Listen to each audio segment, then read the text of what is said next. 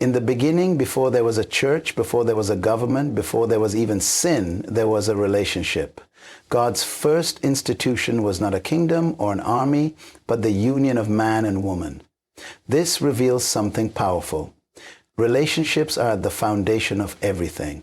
When relationships are broken, families are broken. When families are broken, society crumbles. But God is not the author of confusion. He has given us a blueprint for how man and woman should relate, and when we follow His design, relationships flourish. Let us explore 8 fundamental principles from God's Word that define the divine relationship between man and woman. God created everything with intention. Nothing was random and nothing was without purpose. Genesis 2:18 declares, "It is not good for the man to be alone. I will make a helper suitable for him." This statement is profound because it reveals that man, on his own, was incomplete. Before creating the woman, God gave Adam responsibility. He was placed in the garden to work, cultivate, and govern. This shows that a man's first calling is purpose. Not pleasure, not possessions, but purpose. A man who does not know his purpose is unprepared for a relationship. God then made the woman, but notice, He did not take her from Adam's feet to be beneath him, nor from his head to be above him. He took her from Adam's side, near his heart, to be loved and protected. She was designed to be a helper, not a competitor or a servant, but a co-laborer in fulfilling God's purpose. The Hebrew word for helper is ezer, the same word used to describe God as a helper to humanity. Psalm 121:1, 2:2. This means a woman's role is not weak, it is divine. She brings wisdom, strength, and support to the man's mission. A man without vision will misuse a woman, and a woman without understanding will resist her role. When a man and woman come together in alignment with God's plan, they do not fight each other. They fight together for a greater purpose. A real-life example of divine partnership is seen in Priscilla and Aquila, Acts 18.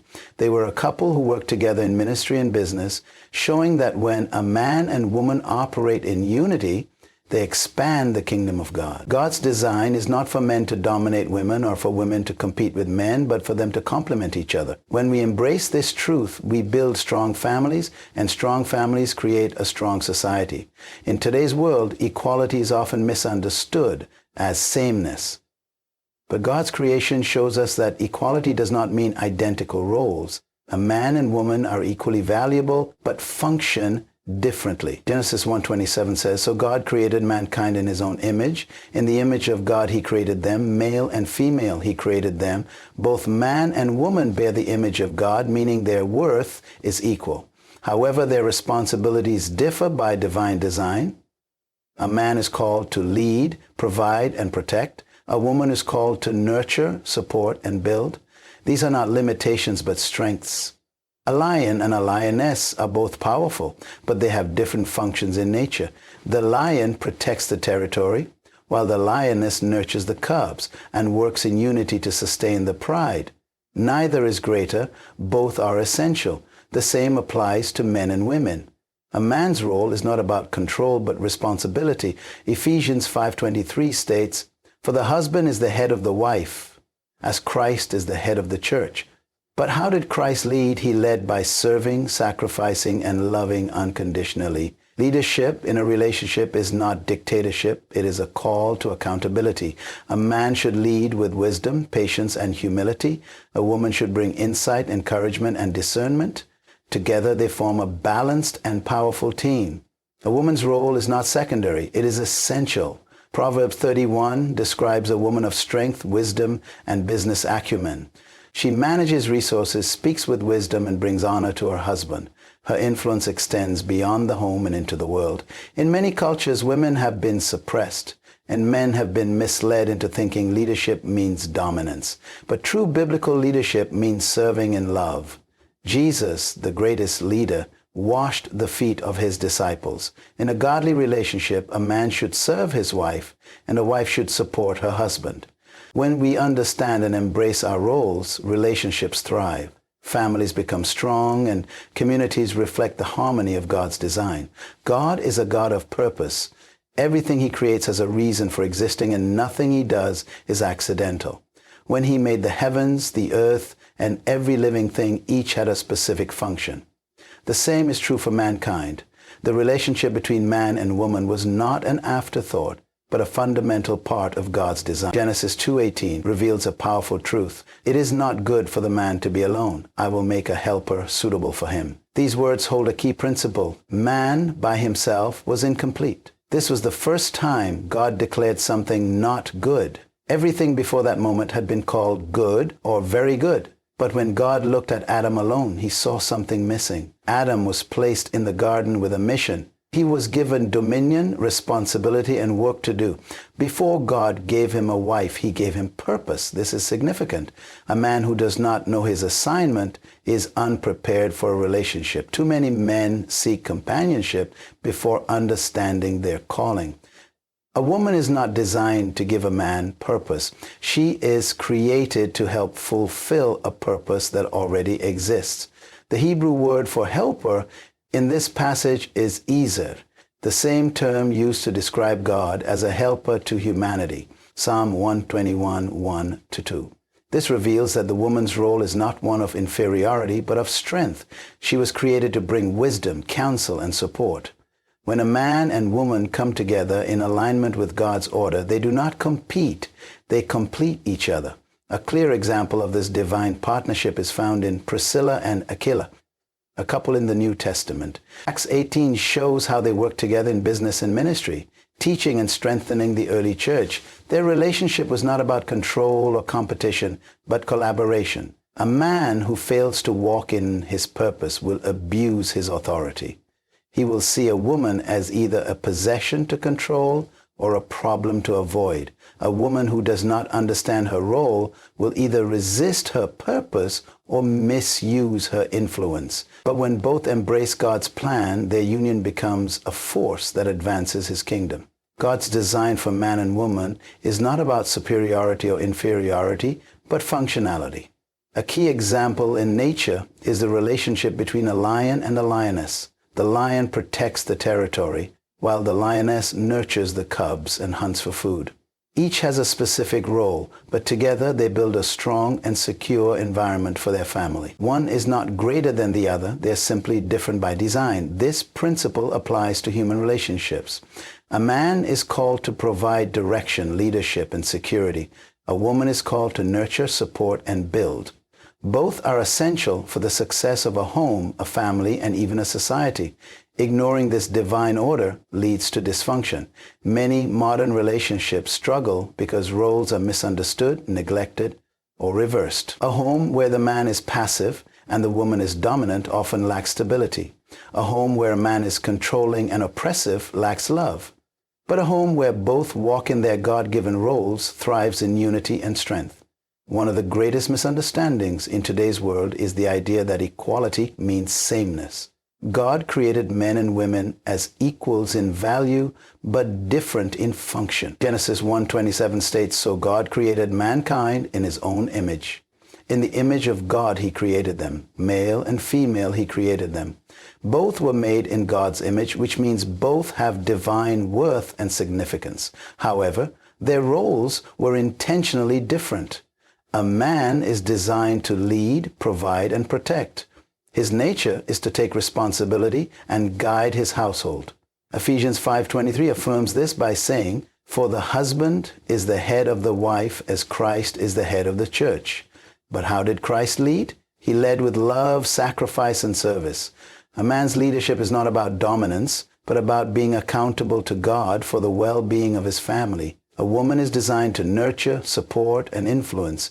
She carries an incredible power to shape the atmosphere of a home and guide the next generation. Proverbs 31 describes a woman who is strong, wise, and resourceful.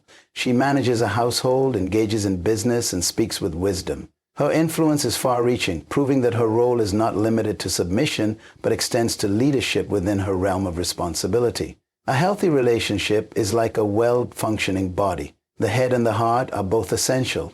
The head provides direction, while the heart keeps everything alive. If the head tries to be the heart, the body will die. If the heart tries to be the head, the body will be confused. Likewise, when men and women embrace their unique roles, their relationship thrives. Many cultures have distorted these roles.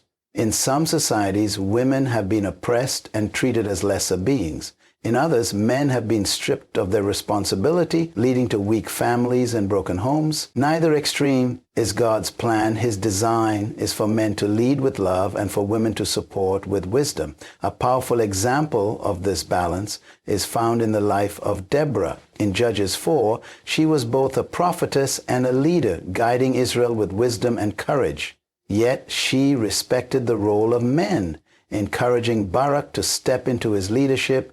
She did not take his place. She strengthened him in his role. This is the picture of a strong woman, not one who replaces a man, but one who empowers him while walking in her own God-given authority. The greatest enemy to divine order is confusion.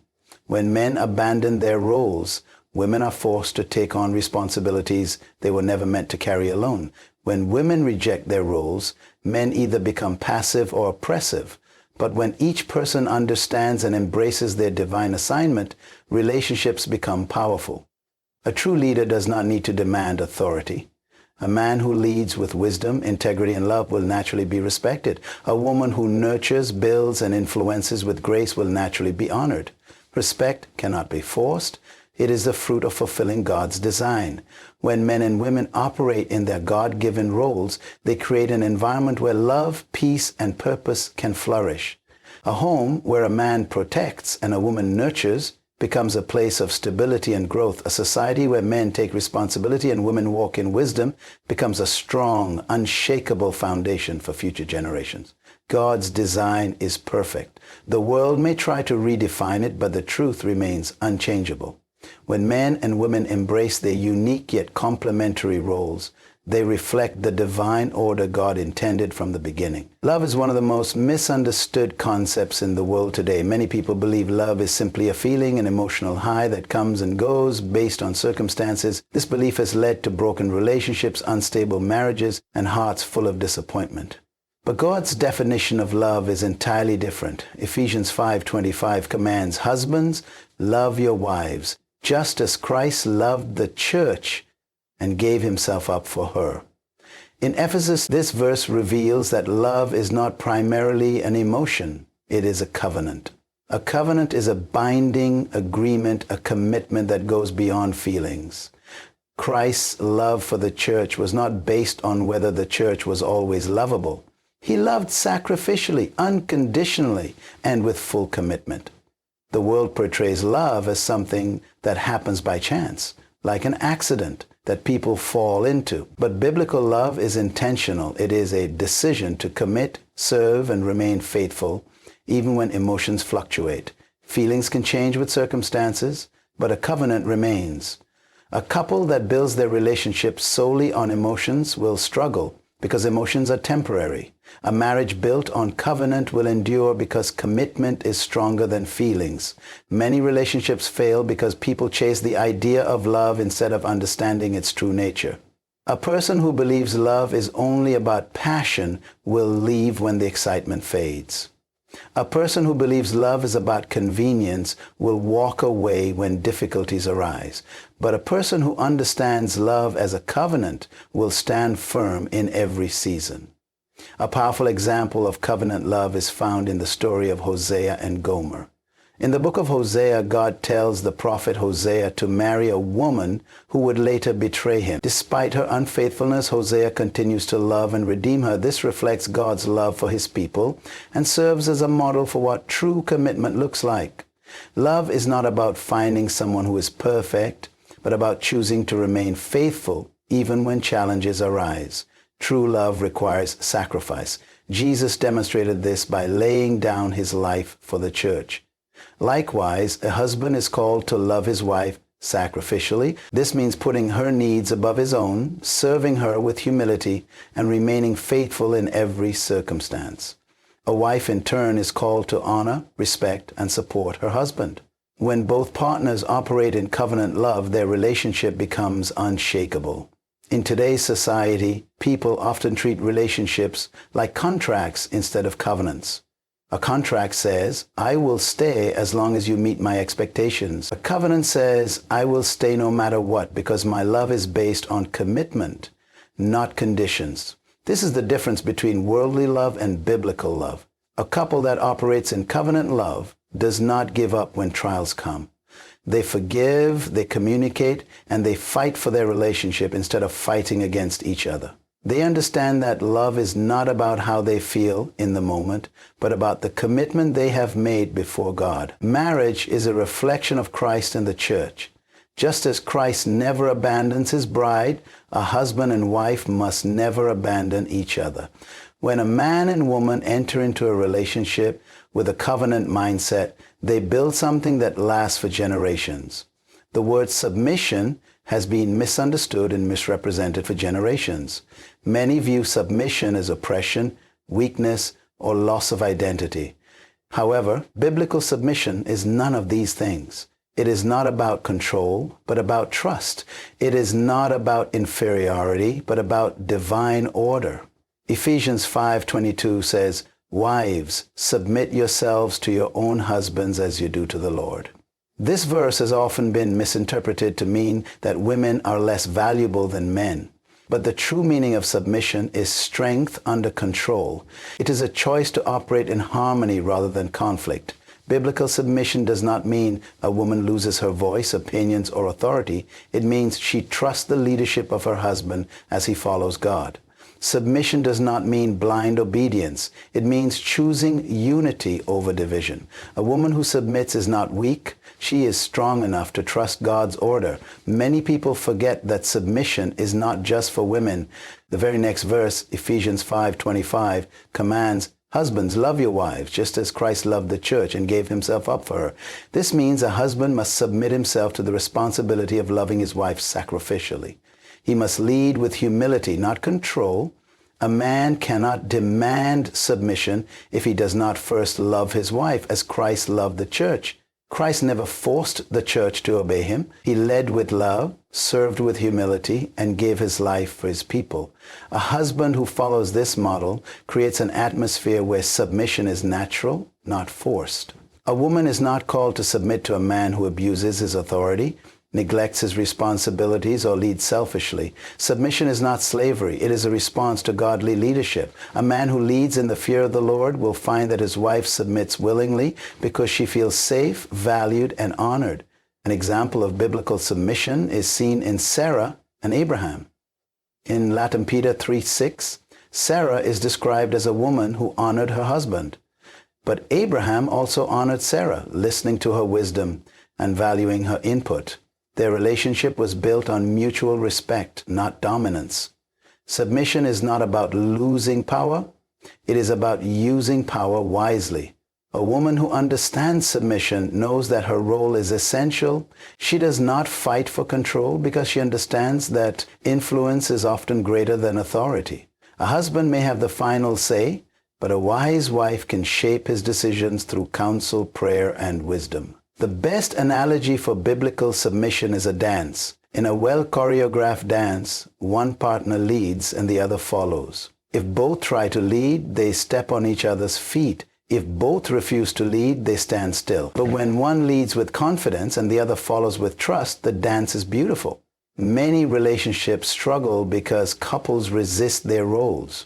A husband who does not lead forces his wife to carry a burden she was never meant to bear.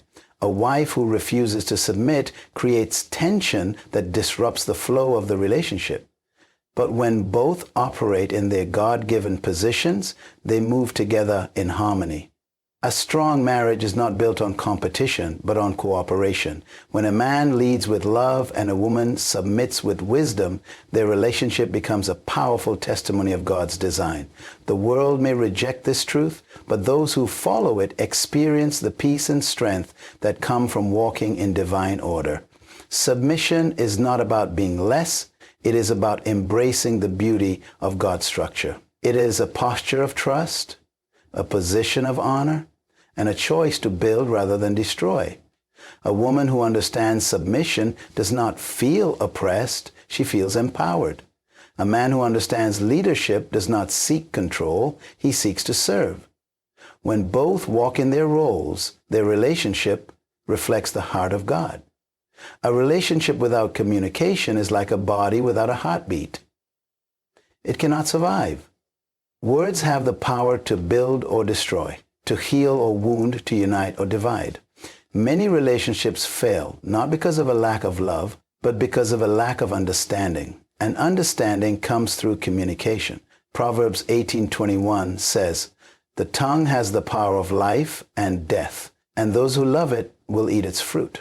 This means that every word spoken in a relationship is either giving life or bringing destruction. Words are not just sounds. They shape emotions, influence decisions, and determine the direction of a marriage or partnership.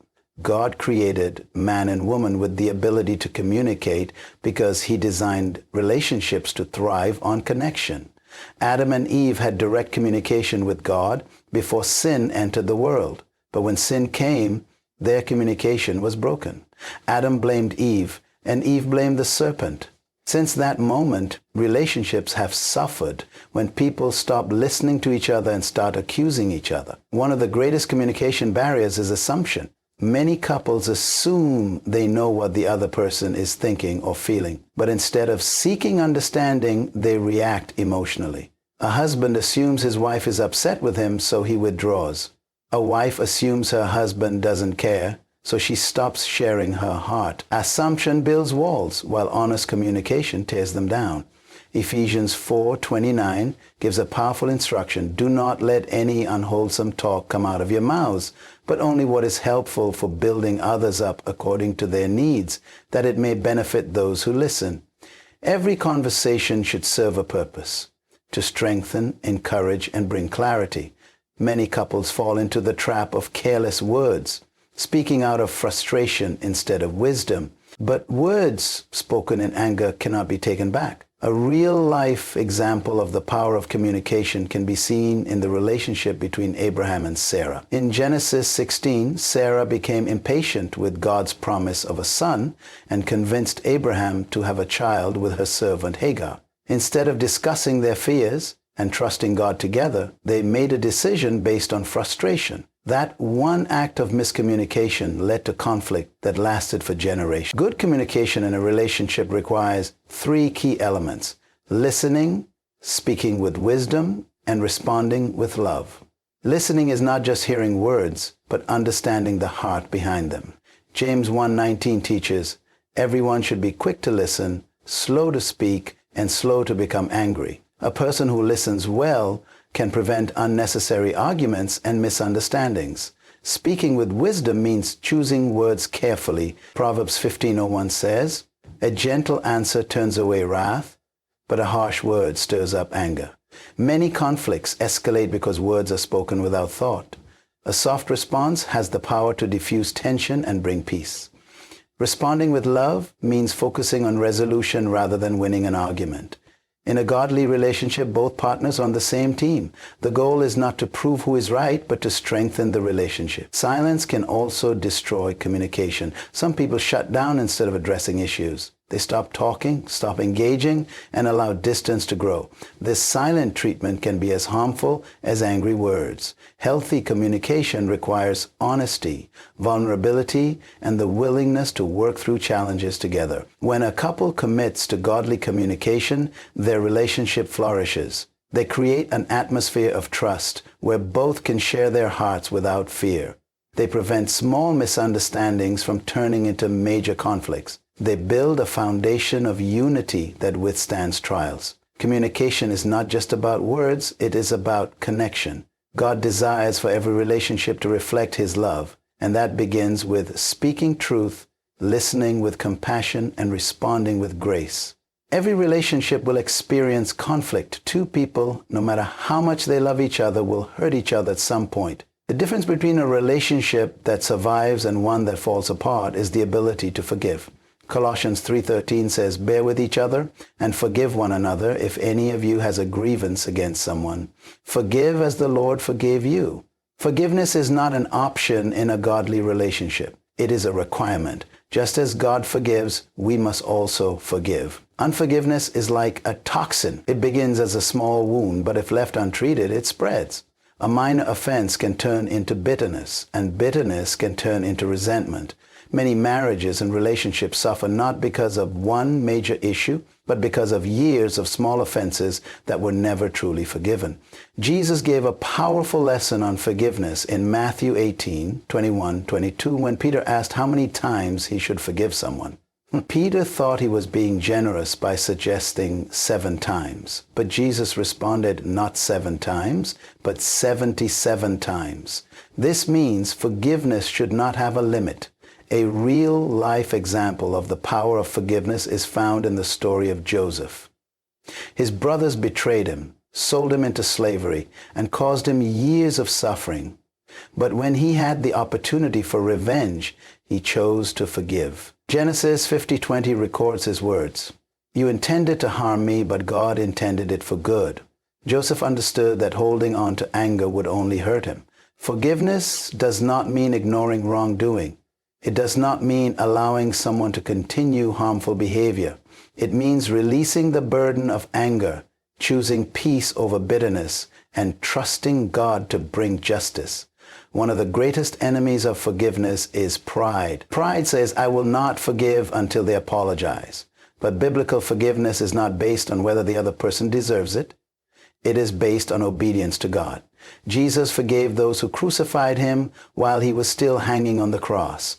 Luke 23:34 records his words, "Father, forgive them, for they do not know what they are doing." If Jesus could forgive his enemies in his pain, how much more should we forgive those we love? Forgiveness is a decision, not a feeling. Waiting to feel like forgiving will often result in never forgiving.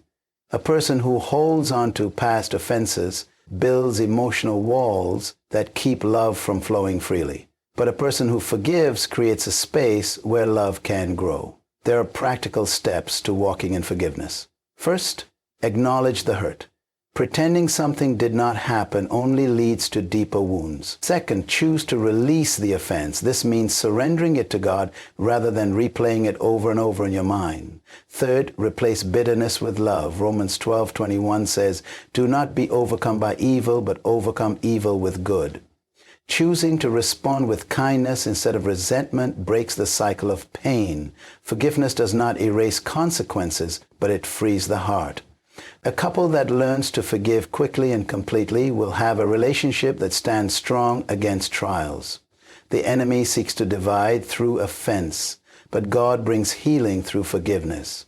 A relationship without forgiveness is a relationship waiting to break, but a relationship where forgiveness flows freely becomes unshakable.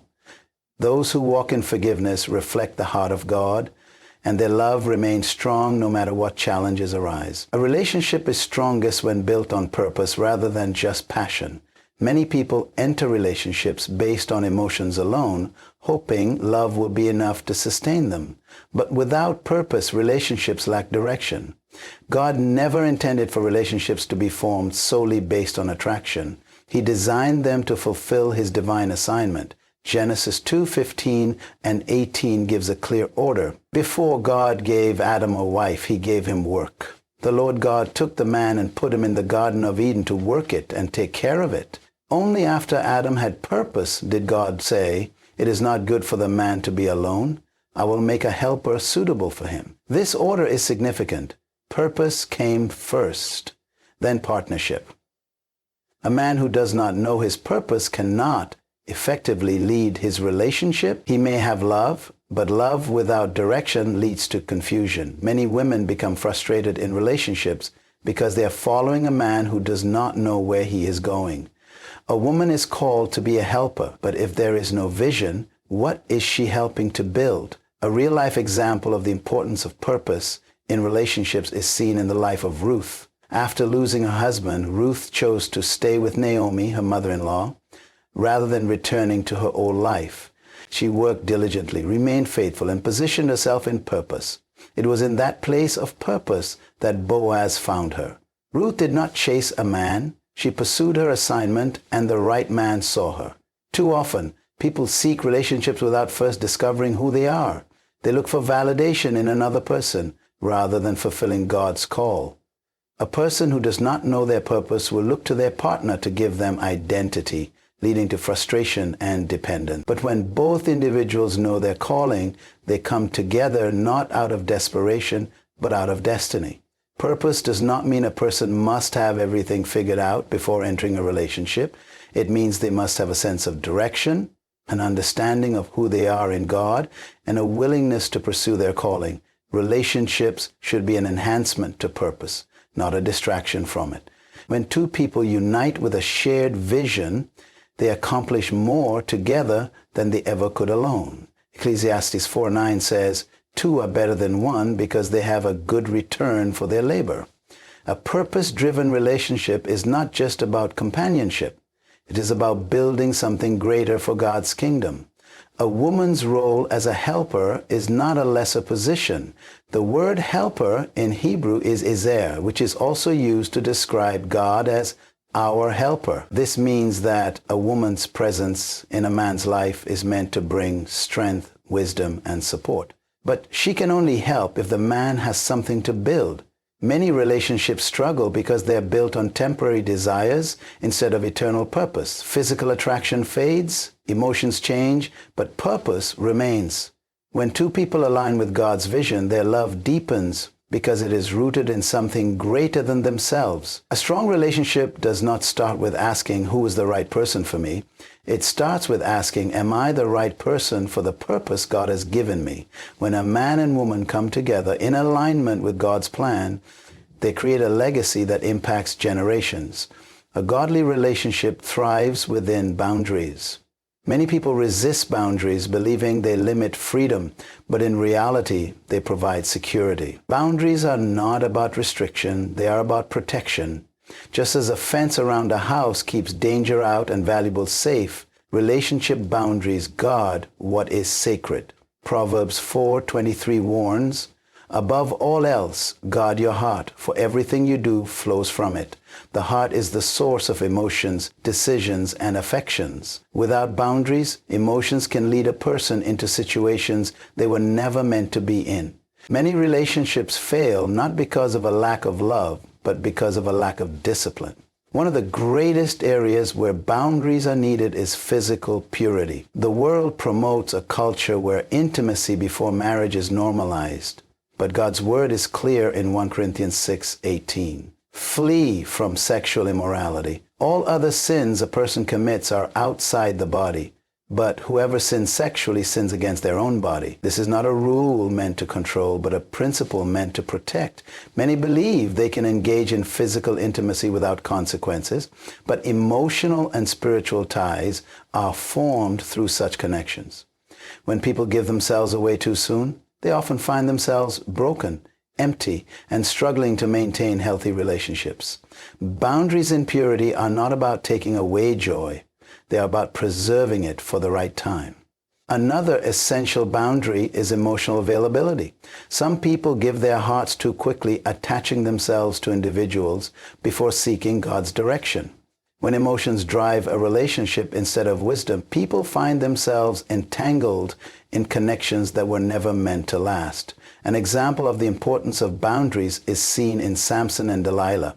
Samson, though chosen by God, lacked discipline in relationships. He repeatedly involved himself with women outside of God's will, eventually leading to his downfall. Delilah manipulated him, and because he had no boundaries, he lost his strength, his sight, and his destiny.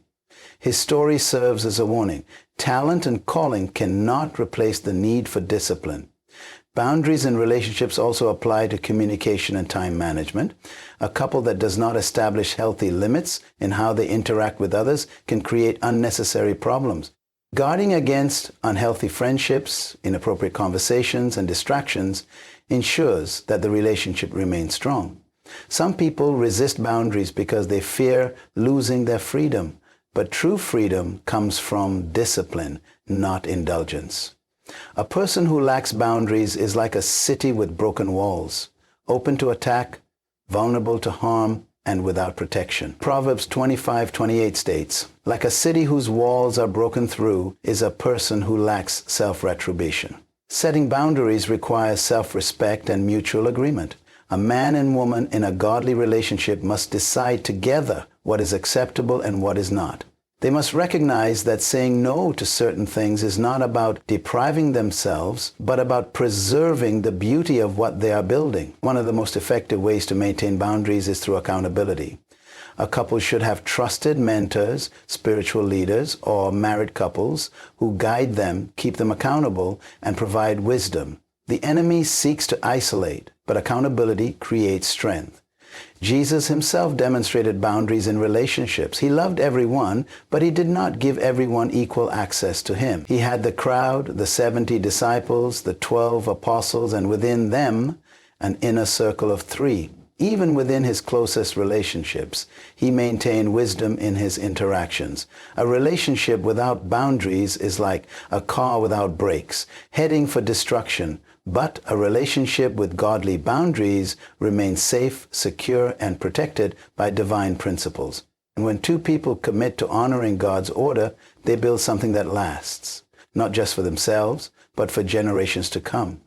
Love is often misunderstood as an emotion that comes and goes based on circumstances. Many believe love is something they fall into and can just as easily fall out of. But love, according to God's design, is not a fleeting emotion. It is a conscious decision. True love is not dictated by feelings, but by commitment. The Bible gives the clearest definition of love in 1 Corinthians 13:4-7, which states, "Love is patient, love is kind, it does not envy, it does not boast, it is not proud, it does not dishonor others, it is not self-seeking, it is not easily angered. It keeps no record of wrongs. Love does not delight in evil, but rejoices with the truth. It always protects, always trusts, always hopes, always perseveres." These qualities are not emotions, they are choices. Love that is based on emotions alone is unstable. A person who loves only when they feel happy will withdraw when challenges arise, but biblical love is steadfast. It endures through difficulties. Romans 5:8 reminds us, "But God demonstrates his own love for us in this: while we were still sinners, Christ died for us." This kind of love is sacrificial, unconditional, and unwavering. Marriage and relationships require a daily choice to love, even when the other person is difficult. Feelings may fluctuate, but commitment remains firm. The story of Hosea and Gomer in the Bible illustrates this kind of love. Hosea, a prophet, was commanded by God to marry Gomer, a woman who was unfaithful to him. Despite her betrayal, Hosea continued to love her, demonstrating the relentless love God has for his people. This does not mean love tolerates harmful behavior, but it shows that love is more than emotion, it is a covenant. Couples who base their relationships on emotional highs often struggle when reality sets in. The excitement of a new relationship fades over time, replaced by responsibilities, challenges, and routine. If love is only based on emotions, the relationship weakens when those emotions change. But if love is built on commitment, it remains firm even in difficult seasons.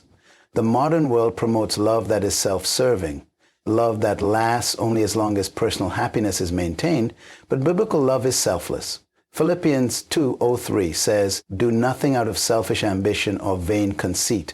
Rather, in humility, value others above yourselves, not looking to your own interests, but each of you to the interests of the others." Love requires putting the needs of another above one's own desires. Love also requires forgiveness. A relationship cannot thrive if past offenses are constantly revisited. Holding on to grudges slowly destroys trust and intimacy. Choosing love means choosing to forgive, just as God forgives. Colossians 3:13 commands, "Forgive as the Lord forgave you." Forgiveness does not mean ignoring wrongs, but it does mean releasing bitterness. A strong relationship is not built on how two people feel about each other on any given day. It is built on an unwavering commitment to honor God and each other. Love is tested in seasons of struggle, and those who choose to love through hardship develop a deeper, more resilient bond. Feelings are temporary, but choices have lasting impact. A couple that chooses to love daily, regardless of circumstances, builds a foundation that cannot be shaken. A relationship that operates in unity experiences the fullness of God's blessing. Psalm 133:1 says, "How good and pleasant it is when God's people live together in unity."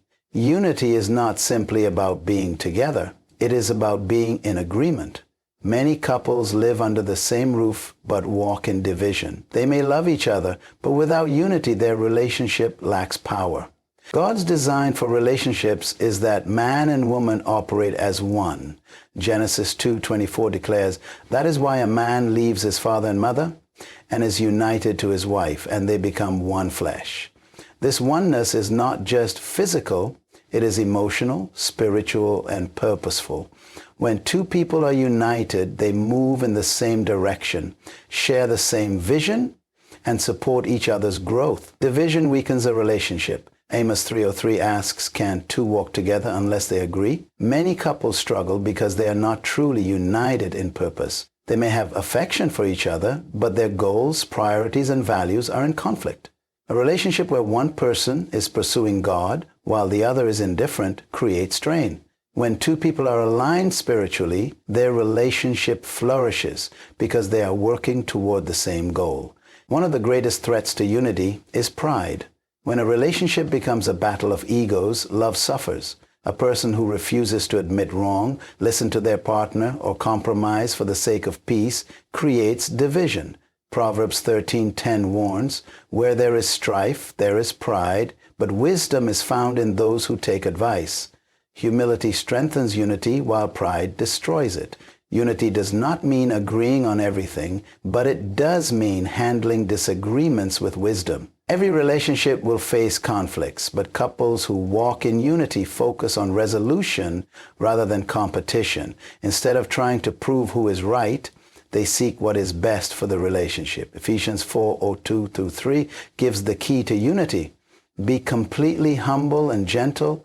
Be patient, bearing with one another in love. Make every effort to keep the unity of the Spirit through the bond of peace. A real-life example of unity is seen in the story of Priscilla and Aquila in the New Testament. They worked together in ministry, supported each other, and made an impact for God's kingdom. They were not just husband and wife. They were partners in purpose. Their relationship was powerful because they operated as one. Disunity opens the door to the enemy. Matthew 12:25 says, "Every kingdom divided against itself will be ruined, and every city or household divided against itself will not stand."